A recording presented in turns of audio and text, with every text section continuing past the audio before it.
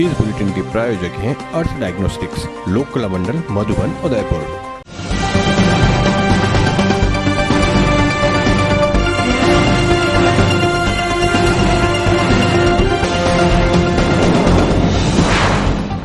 नमस्कार, आप देख रहे हैं एटीएन उदयपुर न्यूज। आपके साथ मैं हूं कृतिका चौबीसा। खबरों को विस्तार से जानेंगे। फिलहाल एक नजर अब तक की तमाम बड़ी खबरों पर।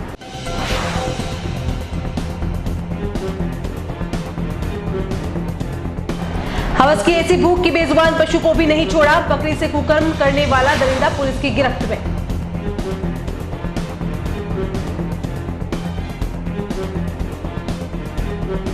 सामूहिक आयोजनों के साथ होलिका दहन पर भी रोक, कलेक्टर चेतन देवड़ा ने किया स्पष्ट।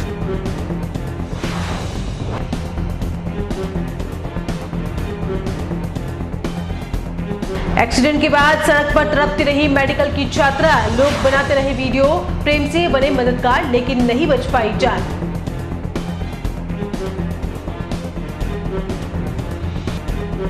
और शराब व्यवसायी की गोली मारकर की हत्या। बदमाशों ने घर में घुसकर किए फायर, पार्टनर पर हत्या का अंदेशा।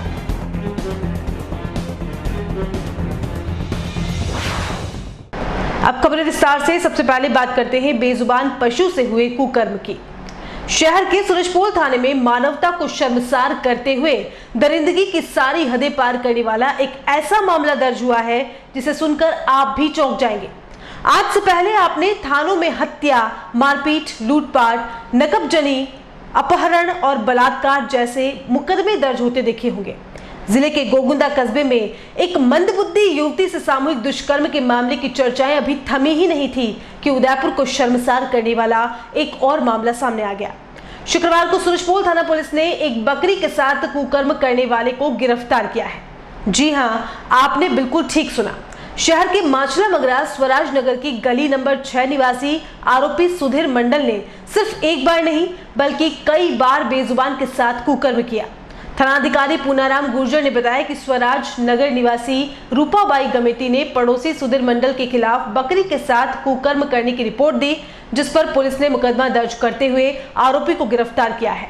साथ ही बकरी का मेडिकल भी कराया गया है और रिपोर्ट आने के बाद अग्रिम अनुसंधान किया जाएगा। जानकारी के अनुसार सुधीर मंडल अपनी पड़ोसी रूपा गमेती की बकरी को चारा खिलाने के बहाने ले गया और काफी देर तक बकरी के वापस नहीं आने पर रूपाबाई पड़ोसी के घर पहुंची तो घर का दरवाजा बंद मिला, जिस पर रूपाबाई ने दरवाजे को धक्का मार दिया तो वो खुल गया और अंदर सुधीर उसकी बकरी के साथ कुकर्म करता मिल गया, जिस पर रूपाबाई ने थाने में रिपोर्ट देते हुए मुकदमा दर्ज कराया है। यहाँ एटीएन उदयपुर न्यूज पुलिस प्रशासन से ऐसी घिनौनी मानसिकता वालों के खिलाफ सख्त से सख्त कार्रवाई करने की मांग करता है। प्राथिया श्रीमती रूपाबाई गमेती, पत्नी बेहुलाल गमेती, निवासी माचला मगरा स्वराजनगर, ने थाने पे आके एक रिपोर्ट दी है कि मैं बकरी है और 15-20 बकरी रखती हूँ। कल मेरी ये बकरी है वो घर से कहीं बाहर चली गई थी, तो मैं उसको ढूंढते गई तो मैंने देखा कि मेरा पड़ोसी जो है 4-5 मकान छोड़ के हैं, सुधीर मंडल, घर के अंदर है और मैंने दरवाज़ा खोला तो धक्का दिया तो दरवाज़ा खुल गया। अंदर देखा तो सुधीर मंडल बकरी के साथ कुकर्म कर रहा था, जिस पर मैं चिल्लाई और लोग भी इकट्ठे हो गए। थाने पे आई, जिस पर थाने प्रकरण दर्ज किया गया और चूँकि अपराध मुक्त पशु के खिलाफ था, इसलिए प्राकृतिक विरुद्ध काम तृष्णा जो है अप्राकृतिक मैथुन संज्ञेय अपराध है, जिस पर प्रकरण दर्ज कर लिया गया है और मुलजिम सुधीर मंडल जो है उसको गिरफ्तार कर लिया है। बकरी का मेडिकल करवाया जा चुका है, उनको तारीख दे दी गई है, टीम हमारी गई हुई है, पशु चिकित्सक को जो जुरिस्ट है उनको बता दिया गया है और जो भी इसमें अग्रिम अनुसंधान मुलजिम को हमने गिरफ्तार कर लिया है और अग्रिम अनुसंधान किया जाएगा। आगामी त्योहारों को लेकर शहरवासियों में असमंजस की स्थिति बनी हुई है। एक तरफ तो सार्वजनिक स्थानों पर इकट्ठा होने और सामूहिक आयोजनों पर पूर्ण प्रतिबंध लगा दिया गया है, वहीं होलिका दहन को लेकर कोई स्थिति स्पष्ट नहीं हो पा रही थी। उदयपुर जिला कलेक्टर चेतन देवड़ा ने सभी संशयों पर विराम लगाते हुए स्पष्ट किया कि राजस्थान सरकार के आदेशों के तहत समूह में इकट्ठा होने और सामूहिक आयोजनों पर पूरी तरह से प्रतिबंध है। इसी क्रम में इस वर्ष होलिका दहन और सामूहिक ढूंढोत्सव पर भी पूरी तरह से रोक रहेगी। जिला कलेक्टर ने शहरवासियों से सरकारी आदेशों की पालना करने की अपील करते हुए कहा कि महामारी के इस मुश्किल वक्त में इस वर्ष त्योहार नहीं मनाएंगे तो हम सभी खुद की सुरक्षा के साथ दूसरों के स्वास्थ्य की भी रक्षा कर पाएंगे। वैसे तो जिला कलेक्टर ने उदयपुर में होलिका दहन को लेकर स्थिति स्पष्ट कर दी है, लेकिन सोशल मीडिया पर सरकार का एक संशोधित आदेश वायरल हो रहा है, जिसमें 28 और 29 तारीख को शाम 4 से रात्रि 10 बजे तक सार्वजनिक स्थानों पर अधिकतम 50 व्यक्तियों की उपस्थिति में आयोजनों पर छूट दी गई है। वैसे होलिका दहन और सामूहिक ढूंढोत्सव के साथ शबे बारात पर सामूहिक आयोजनों के लिए जिला कलेक्टर ने साफ मना करते हुए कहा है कि आदेशों की अवहेलना करने वालों के खिलाफ सख्त कार्रवाई की जाएगी। अभी आगे के 2-3 दिनों में होली और कई महत्वपूर्ण त्यौहार आ रहे हैं। राज्य सरकार ने जो आदेश जारी किए गए हैं उसमें स्पष्ट तौर से कहा गया है कि सार्वजनिक स्थल पर कोई आयोजन नहीं होगा, कोई भीड़भाड़ नहीं होगी। इसके लिए जिला प्रशासन द्वारा आदेश जारी कर दिए गए हैं। जिले में धारा 144 भी लगी हुई है। कोरोना प्रोटोकॉल को लेकर के जो आदेश जारी किए गए हैं वो सब भी प्रभावी हैं। और संक्रमण के फैलाव को देखते हुए मैं जिले के सारे नागरिकों से बहुत जागरूक हैं, सजग हैं, उनसे अपील करना चाहूँगा कि ये जो आदेश राज्य सरकार के इनकी पूरी तरह से पालना करें। सबसे पहले सुरक्षित और स्वस्थ रहना जरूरी है। ये त्यौहार हम जो है अगले साल भी मना लेंगे, पर अपने आप को और ज़िले को सुरक्षित करना हम सबकी पहली प्राथमिकता होनी चाहिए। तो मैं अपील करूँगा कि आने वाले दिनों में जितने भी त्यौहार आ रहे हैं इन सब पर सार्वजनिक स्थानों पर किसी तरह का आयोजन नहीं करें और कोई भीड़भाड़ नहीं करें। होलिका दहन को लेकर क्या निर्देश रहेंगे? राज्य सरकार के स्पष्ट निर्देश है कि सार्वजनिक स्थलों पर किसी तरह का आयोजन नहीं होगा। इसमें सारी चीज़ समाहित है। सर, मंदिर को लेके मंदिर खुले रहेंगे होली और अगले दिन धुलेंडी के दिन लोग जाएंगे? मंदिर के जो व्यवस्थापक हैं और जो मैनेजमेंट के लोग हैं उनसे भी हम बात कर रहे हैं। उनको भी ये कह रहे हैं कि भाई ऑनलाइन दर्शन की व्यवस्थाएं आप उपलब्ध कराएं ताकि लोगों को मंदिर में नहीं आना पड़े। और मैं ये तारीफ़ करना चाहूँगा कि जब भी हमने मंदिर के जो मैनेजमेंट कमेटीज़ के लोग हैं इन सबसे बात करी है, इन्होंने पूरा हमें सहयोग किया है। चाहे महाशिवरात्रि का पर्व रहा हो या इससे पहले जितने भी त्यौहार आए हैं, तो मैं एक बार फिर इन सबसे भी अपील करूँगा और जनता से भी अपील करूँगा कि जो ऑनलाइन दर्शन की सुविधाएँ हैं उनका वो घर बैठ के ही दर्शन करें, भगवान का आशीर्वाद प्राप्त करें। शहर के एकलिंगपुरा क्षेत्र में गुरुवार को हुए एक्सीडेंट में एक कॉलेज की छात्रा की मौत हो गई। गीतांजलि मेडिकल कॉलेज की फिजियोथेरेपी की द्वितीय वर्ष की छात्रा सुबह घर से कॉलेज जाने को निकली और रास्ते में फोन बजने पर गाड़ी सड़क किनारे खड़ी की और बात करने लगी। उसे क्या पता था कि ट्रैफिक नियमों का पालन कर गाड़ी रोककर फोन पर बात करना उसके लिए जिंदगी और मौत का खेल हो जाएगा। जी हाँ, सड़क किनारे स्कूटी खड़ी करके मोबाइल पर बात कर रही थी। अचानक कॉलेज के MBBS का एक छात्र तेज गति से कार लेकर आया और छात्रा को टक्कर मार दी। एक्सीडेंट के बाद छात्रा पास ही बने नाले में जा गिरी और माथे पर गंभीर चोटें आई। कुछ ही देर में लोगों की भीड़ जमा हो गई। एक्सीडेंट के बाद जमा हुए लोग उसे अस्पताल पहुंचाने की बजाय फोटो और वीडियो बनाते रहे। अत्यधिक रक्तस्राव होने के कारण छात्रा की स्थिति गंभीर होती रही, लेकिन किसी ने हॉस्पिटल पहुंचाने की जहमत नहीं उठाई। तभी भाजपा के युवा मोर्चा मंडल अध्यक्ष प्रेम सिंह देवड़ा वहां से गुजर रहे थे, जो लोगों की भीड़ देखकर रुक गए और छात्रा को बचाने के लिए नाले में कूद गए। अकेला होने की वजह से छात्रा को नहीं निकाल पाए। फिर कुछ लोगों ने हिम्मत दिखाते हुए प्रेम सिंह का साथ दिया और घायल को गीतांजलि अस्पताल पहुंचाया गया, जहां चिकित्सकों ने उसे मृत घोषित कर दिया। गुरुवार को हुई इस दिल दहला देने वाली घटना में आरोपी कार चालक को पुलिस ने गिरफ्तार तो कर लिया है, लेकिन जानकारी के अनुसार कार चालक के पिता का कुछ ही देर पहले एक्सीडेंट हुआ था, जो अस्पताल की इमरजेंसी में भर्ती थे। और इसकी सूचना जैसे ही बेटे को मिली तो वो तुरंत हॉस्पिटल के लिए रवाना हो गया। जल्दी अस्पताल पहुंचने के कारण वाहन की गति भी तेज थी। ऐसे में आरोपी ने भी परिस्थिति बताते हुए अपनी गलती मानी है। ATN उदयपुर न्यूज प्रेम सिंह देवड़ा को मानवता का धर्म निभाने के लिए धन्यवाद देता है। साथ ही ऐसी परिस्थिति में घायल की मदद के बजाय फोटो और वीडियो बनाने वालों से घायल को अस्पताल पहुंचाने की अपील भी करता है, क्योंकि यदि मृतका को समय पर इलाज मिल जाता तो शायद उसकी जान बच सकती थी। सर क्या हुआ था, मुझे थोड़ी सी डिटेल बता दो ना। जब आप वहाँ पहुंचे थे क्या था? बस हुआ ये था कि दिन में 1-1:30 बजे करीब मैं घर पे लंच के लिए जा रहा था। तो ये जो रोड है ना अपना राजराजेश्वरी वाला, हाँ, इस रोड पर मैं जब जा रहा था तो क्राउड मतलब भीड़ इकट्ठी हो रही थी। ठीक है ना, तो मैं गाड़ी लेके रुका तो देखा कि एक लड़की जो कि सिटी की तरफ आ रही थी, उस रोड पे क्या एक लड़की स्कूटी पे कहीं सिटी जा रही होगी तो वो खड़ी होकर कोई फोन पे बात कर रही थी, साइड पे रोड की साइड पे खड़ी थी। जैसे एक बंदा स्पीड से कार लेके आया, उसी के कॉलेज का था, उसने टक्कर मारी तो लड़की टक्कर, गाड़ी फास्ट थी तो टक्कर भी वो तगड़ी वाली थी, तो बस वो एक्सीडेंट टक्कर मारी तो वो सीधी उसके अंदर खाई के अंदर गिर गई। हाँ। स्कूटी भी खाई के अंदर चली गई, वो कार आके एयरबैग खुल गई, कार वही रुक गई। हाँ। फिर उसके बाद मैं जब निकला था भीड़ देखी, बस वो लोग ऐसे खड़े थे देख रहे थे, कोई फोटो खींच रहा था, ऐसे जाके उतर के देखा तो लड़की पड़ी हुई थी। फिर मैं नाली के अंदर कूदा, फिर मैंने अकेले एक बार तो पहले अकेले ट्राई करी तो वो उठी नहीं, नाली भी सकड़ी थी और बस पहुंची थी, अकेले से उठी नहीं। फिर मैंने थोड़ा बोला, मैंने कहा आओ भाई फटाफट हाथ लगाओ, तो 2 लड़के और कूदे फिर मेरे साथ अंदर। वो आए 2 लड़के, फिर उन्होंने हाथ लगाया, फिर हमने उठा के मेरी गाड़ी की पीछे वाली सीट पे एक लड़का, उसको मैंने बोला तो अंदर गया, इसको पीछे पकड़ के बैठ जा। 2 लड़के पीछे उसको पकड़ के बैठ गए, फिर मैंने गाड़ी ड्राइव करी, गेट खुला हुआ था हमारा। अब वो बंद करने का मौका नहीं था क्योंकि वो बहुत देर से पड़ी, लेकिन उसका ब्लडिंग हो जाता होगा, हेड इंजरी थी सर की चोट की वजह से। फिर फटाक से गाड़ी हम पास में नजदीक में गीतांजलि हॉस्पिटल ही था, तो हम सीधा वहीं लेके चले गए। वहीं लेके चले गए तो ये एक्चुअली कोइंसिडेंटली वहीं की स्टूडेंट निकली, वहीं सेकंड ईयर में फिजियोथेरेपिस्ट की स्टूडेंट है, ये छात्र है। मतलब उसी गीतांजलि मेडिकल कॉलेज में? उसी गीतांजलि मेडिकल कॉलेज में पढ़ती है। गया सीधा ने उठाया, गाड़ी में रखा, हम सीधा वहाँ लेके भागे, वहाँ गए, वहाँ जाके इमरजेंसी में लेके, तब तक वो लड़की जिंदा थी, उसकी सांसें भी चलती थी। अच्छा। लेकिन फिर वो वेंट्री पे लेके, बस वो बहुत देर पड़े रहने से, उसके ब्लडिंग होने से, ओवर ब्लडिंग की वजह से हेड इंजरी हो गई थी, तो ओवर ब्लडिंग की वजह से उसकी डेथ हो गई थी। वहाँ जब आप पहुंचे थे तब वहाँ पे पहले से लोग इकट्ठे थे वहाँ पे? भीड़ थी ना, भीड़ काफी सारी भीड़ थी, काफी सारे खड़े थे। ये लड़का इसी गाड़ी का बहुत आगे आके रुक गई थी और काफी सारे लोग खड़े थे, लड़कियां भी खड़ी। एक्चुअली वो मॉर्निंग में क्या वो मतलब दिन का टाइम रहता तो उस रोड पे बड़ा रश रहता है, कॉलेज के स्टूडेंट आते जाते रहते हैं।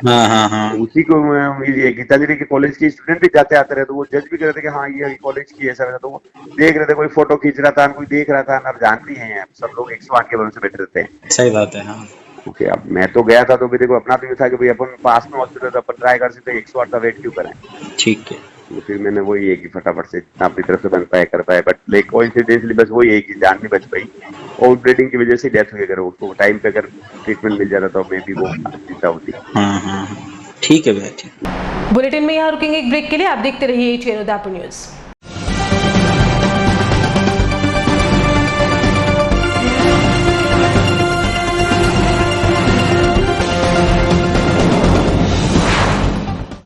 झीलों की नगरी उदयपुर है एक खूबसूरत शहर और राजस्थान का गौरव। एक ऐसा शहर जो खूबसूरती के लिए है मशहूर, और इसी शहर के बीचों बीच पंचवटी में इस्कॉन सेंट्रल कॉम्प्लेक्स लेकर आए हैं आपके व्यापार की कॉमर्शियल एक्टिविटीज को रन करने के लिए नए आयाम। 5 मंजिला इस्कॉन सेंट्रल कॉमर्शियल कॉम्प्लेक्स में उपलब्ध है 500 से 1500 स्क्वायर फीट तक के ऑफिस और 300 से 1000 स्क्वायर फीट के शोरूम। आधुनिक सुविधाओं से युक्त इस्कॉन सेंट्रल कॉमर्शियल कॉम्प्लेक्स अपने व्यापार को दीजिए एक्स्ट्रा एंड मॉडर्न फैसिलिटीज और ले जाएं उसे ऊंचाइयों की ओर। आज ही बुक करवाएं अपने व्यापारिक गतिविधियों के लिए आपका व्यापारिक आशियाना, ऑफिस व showroom. Our address ISKCON Central Commercial Complex 34/110 Panchvati near Royal Motors, Udaipur, Rajasthan. Contact at 992-884-4220.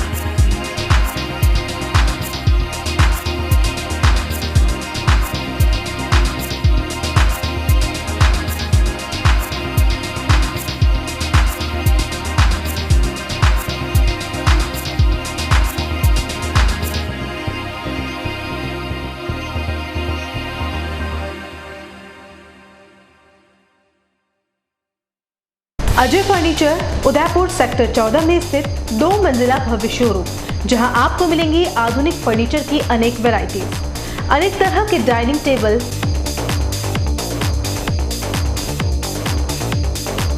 Sofa set, double bed with mattresses, अलमारी, मंदिर स्थान, प्लास्टिक चेयर्स और सभी तरह के ऑफिस फर्नीचर्स।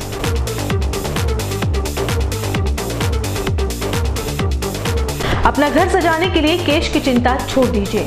अजय फर्नीचर और बजाज एवं HDFC बैंक साथ लेकर आए हैं 0% डाउन पेमेंट और 0 ब्याज और बिना किसी प्रोसेसिंग फीस के आसान ऋण योजना।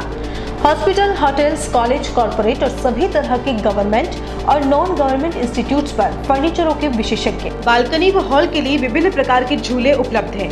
बेटी के विवाह के लिए विशेष पैकेज, डबल बेड, गद्दा व तकिए मात्र 15,500 में। डबल बेड, गद्दा, तकिया, अलमारी व ड्रेसिंग टेबल मात्र 29,500 में। एक्सचेंज ऑफर, पुराना फर्नीचर लाइए और नया फर्नीचर ले जाइए। सिर्फ 24 घंटे में अपनी मनचाही डिजाइन और अपना मनपसंद कपड़ा लगवाकर सोफा बनवाइए। Address D1 near community centre, sector 14, हिरन मगरी, उदयपुर। कॉलर्स 8233206262।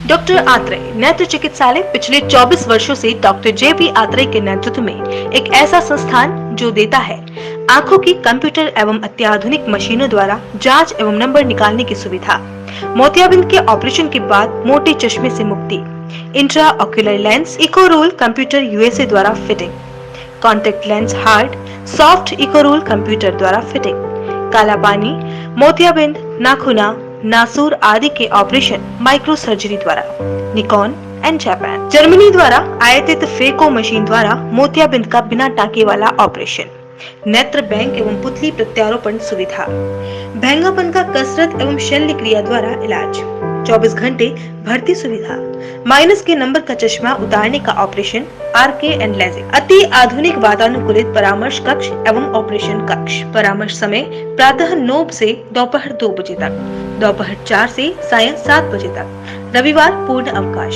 संपर्क डॉक्टर आत्रेय नेत्र चिकित्सालय 1920 प्रथम मंजिल, town hall, link road, corporation bank के पास, उदयपुर, राजस्थान।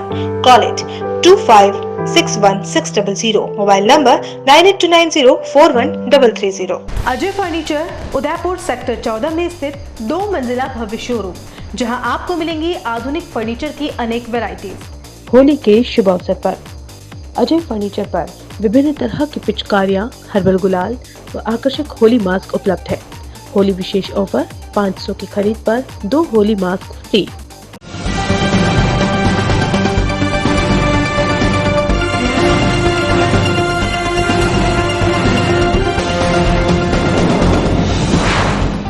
ब्रेक के बाद आपका स्वागत है। बांसवाड़ा के सल्लोपाट थाना इलाके की इंदिरा कॉलोनी में गुरुवार रात 28 वर्षीय लोकेश पुत्र दुर्गा शंकर पारिक पर उनके घर में घुस आए 3 हमलावरों ने फायरिंग कर दी। गंभीर घायल लोकेश को तत्काल अस्पताल लाया गया, लेकिन तब तक उनकी मौत हो चुकी थी। गोली चलाने के बाद हमलावर काले रंग की स्कॉर्पियो में सवार होकर फरार हो गए। फायरिंग की सूचना मिलते ही नाकाबंदी कराई गई, लेकिन हमलावरों का कहीं कोई पता नहीं चला। चिकित्सकों के अनुसार लोकेश पर फायरिंग से दोनों कानों के निचले हिस्से, छाती, पीठ, कंधे और नाक के निचले हिस्से में घाव हो गए। कुल 6 गोलियां दागे जाने की बात सामने आई है। प्राथमिक जांच में गोली लोकेश के ही पार्टनर द्वारा चलाना बताया जा रहा है। हालांकि इसके पीछे की वजह फिलहाल साफ नहीं है।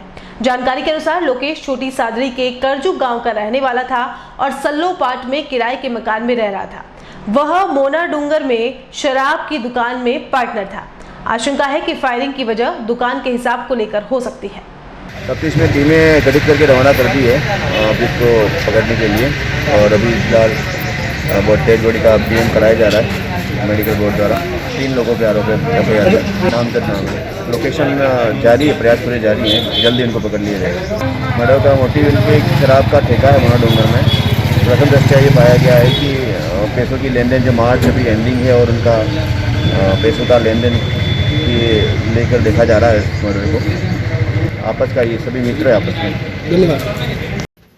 रात को मैं वो लोकेश बैठे थे वहाँ पर, तो खाना खाने के लिए बैठे थे, तो रसोई ने बोला अभी खाना बन रहा है, 10-15 मिनट लगेंगे। तो 3 आदमी आए, एक तो पुष्कर शर्मा, सुनील धाकड़ और महेश प्रजापत। तो हम दोनों लुढ़ के लेते, उसने आके फटाफट आके फायरिंग कर दी।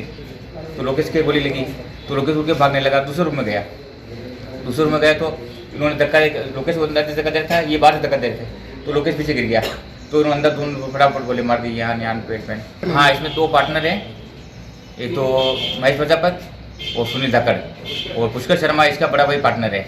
तो ये रहता है, ये सब करजू के आसपास की हैं, ये करजू का है, इसमें तो ये दावतपुरा का है, एक मोतीपुरा का। कुराबड़ थाना पुलिस द्वारा चोरी के आरोप में गिरफ्तार एक आरोपी शुक्रवार तड़के लघु शंका के बहाने संतरी को गच्चा देकर भाग निकला। कुराबड़ क्षेत्र में लगातार हो रही चोरी की वारदातों का पर्दाफाश करते हुए कुराबड़ पुलिस द्वारा 3 आरोपियों बबलू उर्फ बाबूलाल पिता मन्ना मीणा निवासी कासिया थाना कुराबड़, मिट्टू पिता नारायण गाडोलिया लोहार निवासी धोबी घाट कुराबड़, मेघराज पिता बाबरू मीणा निवासी सावल जेतपुरा हाल कासिया कुराबड़ को गिरफ्तार किया गया था। शुक्रवार तड़के मेघराज ने लघु शंका करने का बहाना किया, जिसे लॉकअप से बाहर निकाला गया। इस दौरान वह संतरी को चकमा देकर फरार हो गया। पुलिस द्वारा फरार आरोपी की सरगर्मी से तलाश की जा रही है। लेक सिटी में आवारा श्वानों के आतंक से हर कोई भयभीत है। ऐसे में निगम और की घोर लापरवाही सामने आ रही है कि वो इनकी बढ़ती संख्या की रोकथाम और इनके लिए कोई श्वानशाला नहीं खोल रहा है।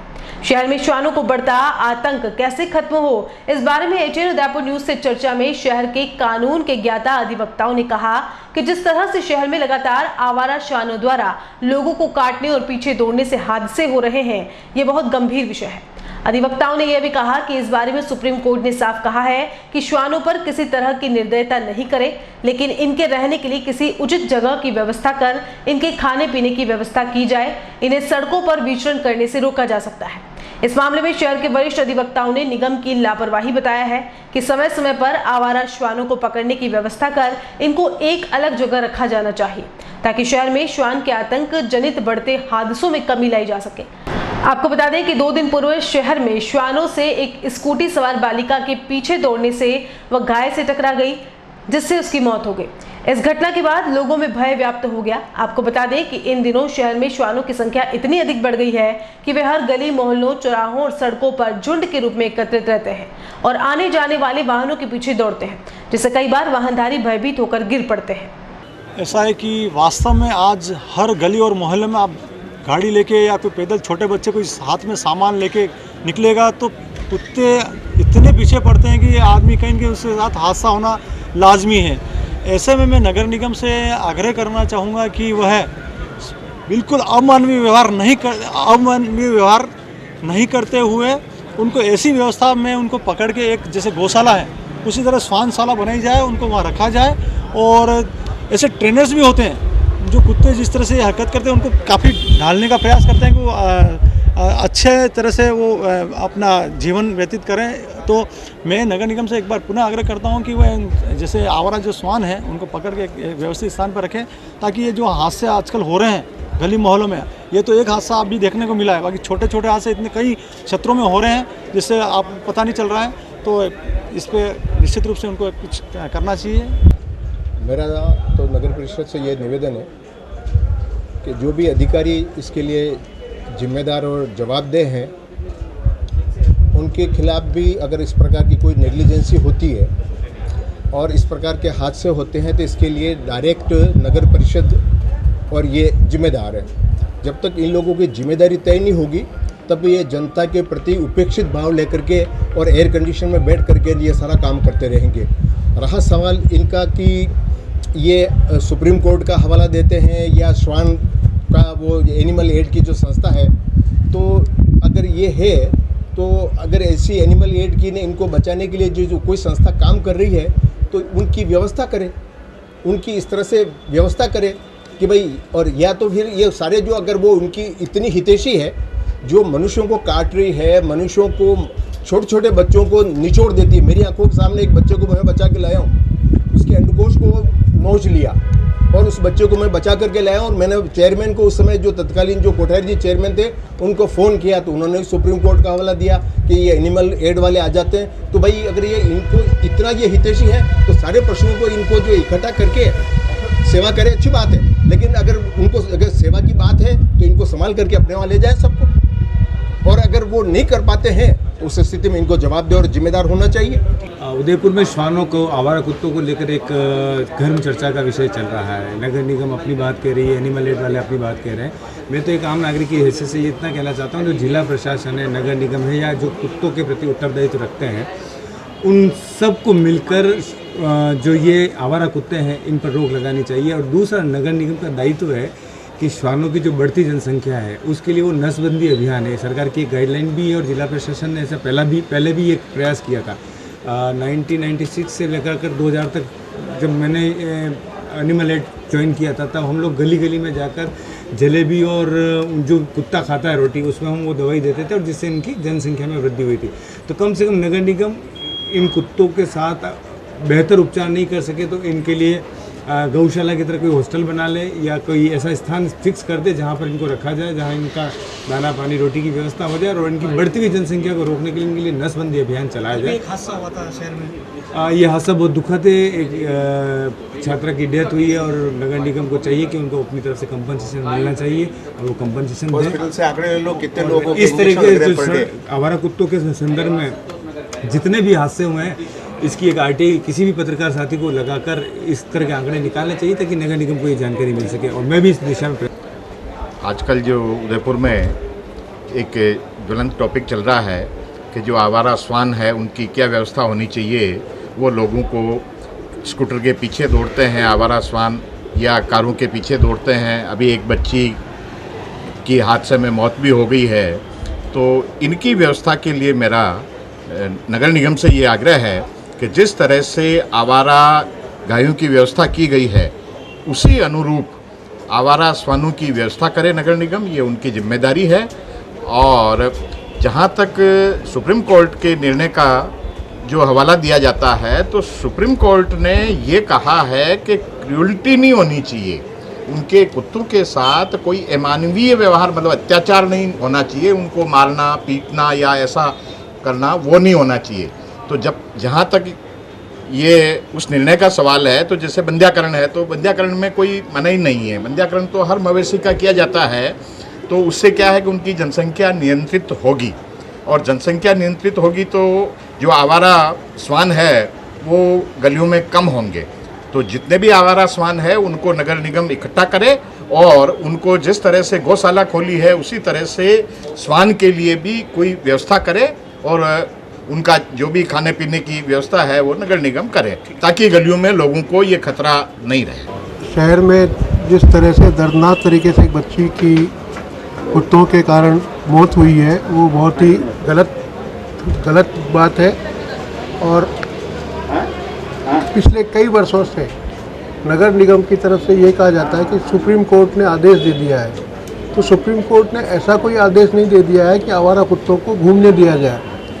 आप स्मार्ट सिटी बना रहे हो साहब, आप स्मार्ट सिटी के अंदर, स्मार्ट सिटी का मतलब क्या है? किसी भी तरह की बाधा से फ्री मुक्त होकर के नागरिक वहाँ पर रह सके, किसी तरह की बाधाएं उनके सामने नहीं रह सके। और आप इन सभी बाधाओं को हटाने के लिए हमसे टैक्स ले रहे हो, टैक्स पेयर से पैसा लेकर के, और ये कहना कि सुप्रीम कोर्ट का आदेश है हम कुछ नहीं कर सकते, ये आपके दिवालियापन का प्रमाण है, ये आपके निकम्मेपन का प्रमाण है कि आप कुछ नहीं कर पा रहे हो। आप निकम्मे हो, एक नंबर के हद दर्जे के निकम्मे हो, इसलिए सुप्रीम कोर्ट का सहारा ले रहे हो। सुप्रीम कोर्ट ने कभी ये नहीं कहा कि आप कोई व्यवस्था नहीं कर सकते हो, मारो मत। आप उनको मारने के लिए मना किया, पर दूसरी व्यवस्थाएं करने के लिए सुप्रीम कोर्ट ने आपको मना नहीं किया। वो आप क्यों नहीं कर रहे हो? ये सवाल आम नागरिक को पूछना चाहिए, क्योंकि हम सब टैक्स दे रहे हैं। यहाँ ये जो सब कुर्सियों पर बैठे हुए इनकी एसी के लिए पैसा नहीं दे रहे हम।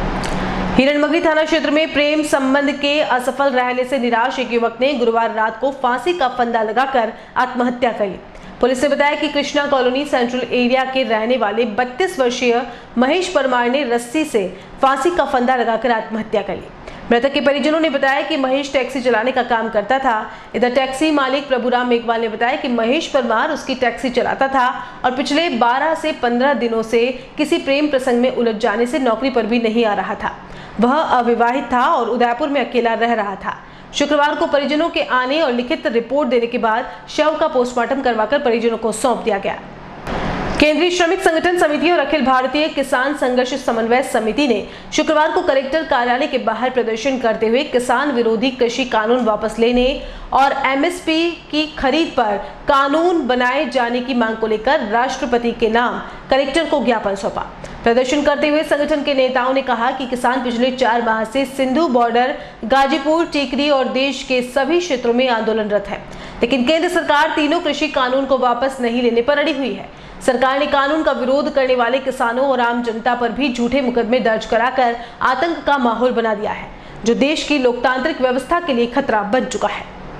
आज उदयपुर में ये जो विभिन्न संगठनों के प्रतिनिधियों का जो कार्यक्रम है विरोध प्रदर्शन का, ये संयुक्त किसान मोर्चा के राष्ट्रीय नेतृत्व द्वारा आज के इस किसान आंदोलन के 4 महीने पूरे होने पर भारत बंद के आह्वान के तहत किया गया है। और चूंकि यहाँ कोरोना के बढ़ते मामलों को देखते हुए प्रशासन ने कुछ पाबंदियाँ लगाई हुई हैं, तो उनको ऑनर करते हुए ये हमने एक छोटा कार्यक्रम रखा है, जहाँ हम इन कृषि कानूनों का विरोध करेंगे और मोदी जी की सरकार से आह्वान करेंगे वो जितना जल्दी हो उनको वापस लें, और प्रशासन के माध्यम से भारत के राष्ट्रपति के नाम एक ज्ञापन भी देंगे, जिसमें उनसे निवेदन करेंगे कि ये जो चारों काले कृषि कानून हैं और एक पेंडिंग जो इलेक्ट्रिसिटी बिल है वो उसको कानून नहीं बनाएं। इसका एक हम अभिवेदन राष्ट्रपति के नाम कलेक्टर के माध्यम से भेजेंगे। और यहाँ एक बार फिर से वक्त चला छोटे से ब्रेक का। ब्रेक के बाद हाजिर होते हैं कुछ और खबरों के साथ।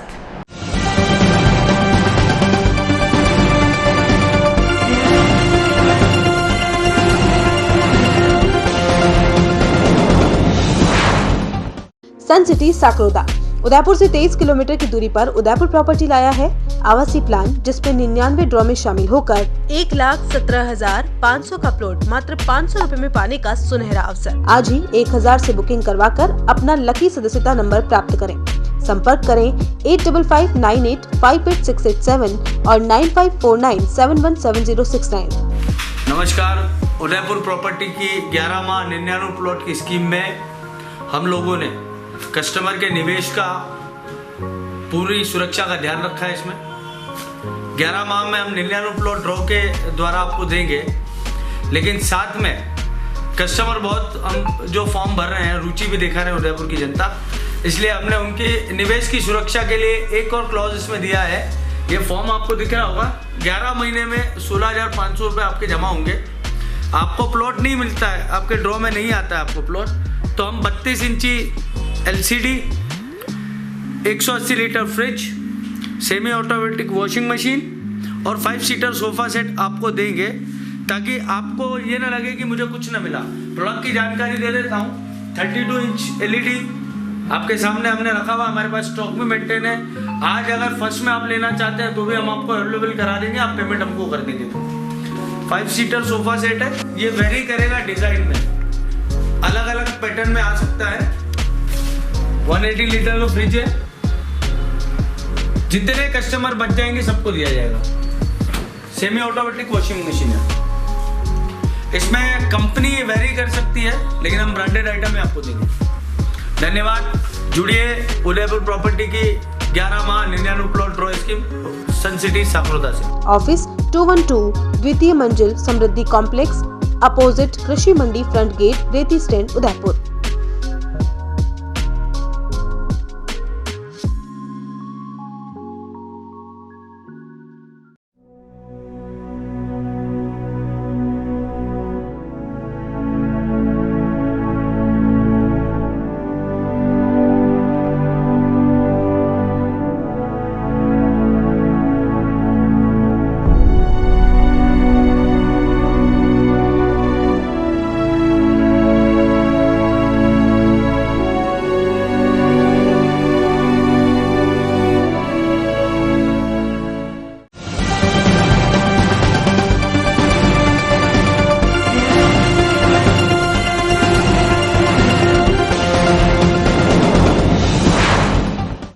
ब्रेक के बाद एक बार फिर से आपका स्वागत है। उदयपुर के बड़गांव में शुक्रवार को रोड किनारे एक बोरी में किसी का शव होने की आशंका के चलते हड़कंप मच गया। शव के ऊपर फूलमाला होने से मामला संदिग्ध दिखा। ऐसे में बड़ी संख्या में भीड़ जुट गई। सूचना मिलने पर देहात कांग्रेस प्रवक्ता टीटू सुधार, सरपंच संजय शर्मा और पंचायत समिति सदस्य भी मौके पर पहुंचे। मौके पर पहुंचे लोगों ने डिप्टी महेंद्र पारिक को सूचना दी। बाद में बोरी को मुंह खोलकर देखा तो एक श्वान का शव निकला। आज अभी बांडी नाल के अंदर कुछ राहगीर गुजरे थे तो यहाँ पर कोने में एक जैसे नवजात बच्चे की लाश हो, जैसे उसको पैक कर 2 थैली में पैक कर उसे कपड़ा बांधकर डाल लगा था, फूल चढ़ा रखे। पूरे गांव में सनसनी फैल गई, किसी नवजात का शव पड़ा हुआ है। इसी सूचना मिलने पर मुझे भी सूचना मिली, भुवनेश जी व्यास को सूचना मिली, हम यहाँ पहुँचे, डिप्टी साहब से बात की, महेंद्र जी पारिक से हमारी बात हुई, उनको हमने सूचना की और उन्होंने कहा कि एक बार आप मौके पे हैं तो कृपया देख लें अंदर क्या चीज़ें। उनके कहने से हमने खोल के देखा तो यहाँ काफ़ी लोग इकट्ठे थे। हमने सबके सामने खोल के देखा, उसमें से मरा वो कुत्ता था जिसको 2 थैली में पैक करके वो कपड़ा बांध रखा था, कपड़ा बांध के फूल चढ़ा रखे, जिससे पूरे आसपास के इलाके में ये माहौल था कि किसी नवजात का शव यहाँ पड़ा हुआ है। इस मौके पर हम आए तो देखा तो यहाँ कुत्ता था। बात लगभग बड़गाम फैल चुकी है, लेकिन हम चाहेंगे कि सभी ग्राम से निवेदन है कि ऐसी अफवाहों को पहले ध्यान रखें, उसके बाद ही आगे पहुँचाएँ। धन्यवाद, जय हिंद। चिकित्सा स्वास्थ्य एवं परिवार कल्याण RCH के निदेशक डॉक्टर लक्ष्मण सिंह ओला शुक्रवार को उदयपुर दौरे पर रहे। उन्होंने उदयपुर में चल रहे वैक्सीनेशन और वैक्सीनेशन केंद्रों का निरीक्षण भी किया। इस अवसर पर डॉक्टर लक्ष्मण सिंह ओला ने मीडिया से बातचीत करते हुए कहा कि राजस्थान वैक्सीनेशन में पहले स्थान पर चल रहा है और सबसे अधिक वैक्सीनेशन राजस्थान में हुआ है। केंद्र सरकार से 81,44,000 डोज मिली थी, जिनमें 50 लाख से अधिक डोज लगा चुके हैं। उन्होंने कहा कि राजस्थान में उदयपुर सहित कुछ जिलों में कोरोना संक्रमण तेजी से बढ़ रहा है। ऐसे में जरूरी है कि लोग मास्क पहने और सोशल डिस्टेंसिंग की पालना करें। अभी उदयपुर जो है मेरा टूर सिर्फ कोरोना को लेकर के नहीं है, हमारे जितने भी नेशनल प्रोग्राम्स हैं जो परिवार कल्याण और RCH एक्टिविटीज से रिलेटेड हैं, उन सभी को लेकर के एक रिव्यू मीटिंग के तौर पे जो है रिवाइव करने के लिए मैं आया हूं। जो हमारा मार्च का एंड भी चल रहा है, जिसमें हमारे एक्सपेंसेस जितने भी हैं, जो बजट आवंटित किया गया है, वो भी सारा खर्च हो। कोविड जो बढ़ने की बात आ रही है, निश्चित ही कोविड के केसेस बढ़ रहे हैं और इन जिलों में कुछ ज़्यादा बढ़े हैं। लेकिन जैसा कि आप लोगों ने देखा है, मार्च 2020 से कोविड संक्रमण शुरू हुआ, तब से लेकर के अब तक, चाहे कोविड संक्रमण फैलने की बात हो, चाहे कोविड वैक्सीनेशन करवाने की बात हो, हमारे आदरणीय मुख्यमंत्री अशोक गहलोत साहब और चिकित्सा एवं स्वास्थ्य मंत्री रघु शर्मा जी के नेतृत्व में जिस तरह से हमने देश में ही नहीं दुनिया तक मॉडल स्थापित किए हैं कोविड संक्रमण को रोकने के लिए और वैक्सीनेशन के लिए, राजस्थान जो है पूरे देश में लगभग फर्स्ट पे चल रहा है। जिस तरह से हमारे साथ हमारी सरकार के मुखिया गहलोत साहब और रघु शर्मा जी लगे हुए हैं, उसी तरह से मैं आमजन से और आप मीडिया के साथियों की ओर से जिस तरह से आप दिन रात लगे हुए और साहस के साथ इस कोविड काल में, इस वैश्विक महामारी में जनता को जागरूक करने के लिए हमारे साथ जुटे हुए हैं, मेरा यही आग्रह है कि अभी कोरोना गया नहीं है, कोरोना संक्रमण बरकरार है, इसलिए मास्क की पूरी पालना करें, मास्क लगा कर रहें और सोशल डिस्टेंसिंग जो 2 गज की दूरी है उसका पालन करें, हैंड वॉशिंग और हैंड सैनिटाइजेशन का पूरा पालन करें। जहां भी भीड़ भड़ाके वाले इलाके हैं, भीड़ इकट्ठा नहीं होने दें। मेले वगैरह हैं, उनमें भीड़ ज़्यादा इकट्ठी नहीं हो। शादी समारोह में भी वो अवॉइड करें कि कम से कम भीड़ हो, कम से कम एक जगह इकट्ठे हों लोग। और कम्युनिटी लेवल पे जो है प्रत्येक व्यक्ति अपना दायित्व समझे, ये मेरा आमजन से आग्रह है।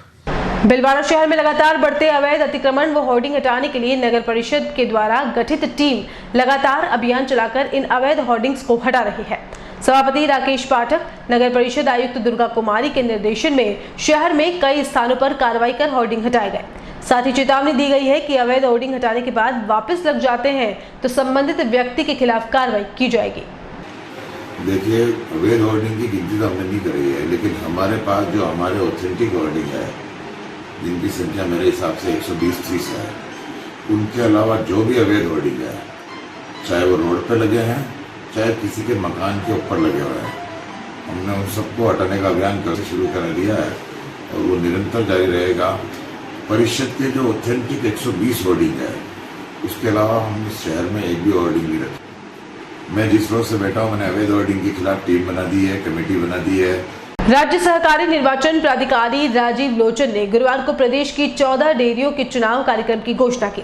भिलवाड़ा जिला दुग्ध उत्पादक सहकारी संघ लिमिटेड सरस डेयरी के 12 संचालक मंडल सदस्यों के चुनाव 12 अप्रैल को होंगे। अध्यक्ष का चुनाव 13 अप्रैल को होगा।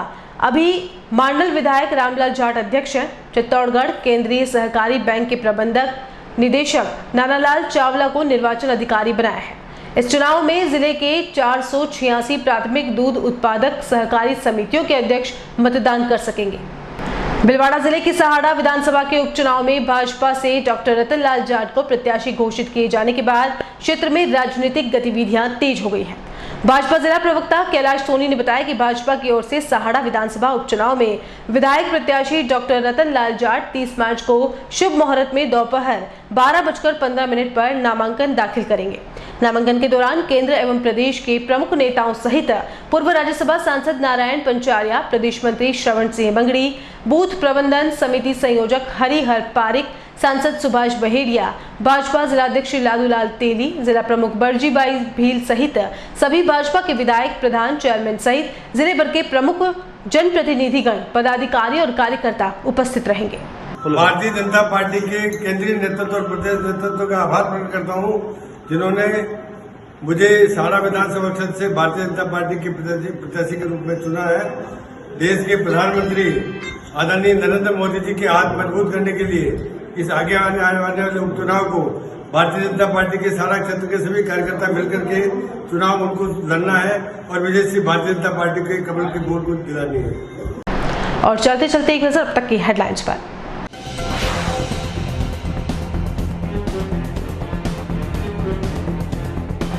हवस की ऐसी भूख की बेजुबान पशु को भी नहीं छोड़ा, बकरी से कुकर्म करने वाला दरिंदा पुलिस की गिरफ्त में।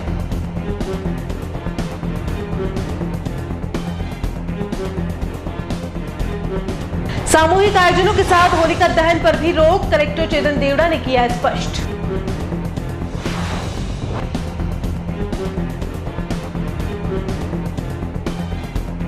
एक्सीडेंट के बाद सड़क पर तड़पती रही मेडिकल की छात्रा, लोग बनाते रहे वीडियो, प्रेम से बने मददगार लेकिन नहीं बच पाई जान।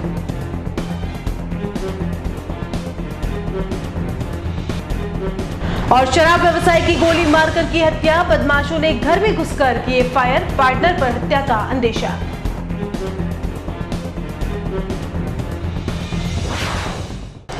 ATN उदयपुर न्यूज के बुलेटिन में फिलहाल इतना ही। शहर की तमाम हलचल से आपको आगे भी रूबरू करवाते रहेंगे। फिलहाल इजाजत दीजिए कृतिका चौबीसा को और खबरों के लिए देखते रहिए ATN उदयपुर न्यूज। नमस्कार।